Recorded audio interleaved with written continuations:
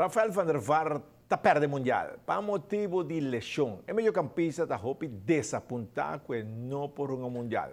Van der Vaart avisa me estava também com a mim junto com meu companheiro de seleção, lo hace bom papel no Brasil. Lástima, me está fora e me está desejar a seleção turcos bom de hope éxito. E Aaron Frank também é campeão de bilhar ABC.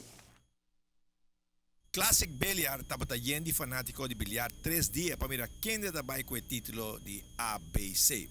Aaron Frank haciendo um comeback grande em mundo de bilhar, está ganando Jorge Petrochi em gran final para virar campeão. O resultado, Aaron Frank, campeão. Número 12 queda Jorge Petrochi. Na de 3 lugar, Richard Wolff.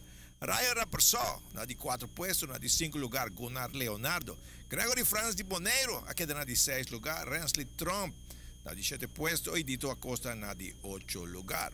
Um adoro de Boneiro a progressar hope mês. Igualmente in visa Boneiro, anos atrás Boneiro, verdade, não estava in visa não estava passa fácil de banar para a vendia não. Mi maneva um dia muito chama nang adrendo tem último 8 nang e botin hobby bom uma doja ruba nang queda fo.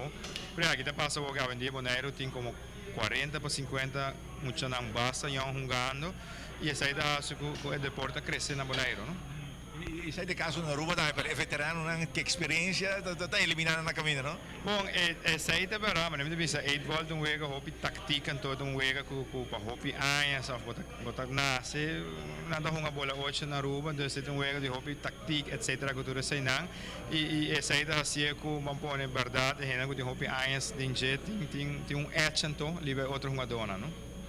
A nível, porque está satisfeito com ele como presidente? Sim, a nível tá hobby bom, me mês praticamente perto com o Jorge para dentro da semifinal e se me por conta tá 3 faltas, mas 3 balas era e mas pera.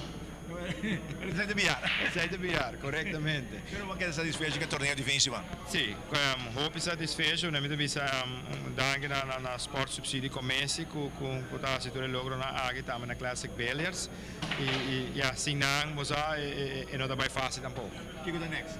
Next, aqui, se me notará, nós temos 2 semanas de break e next é Pan-Americano na Colômbia.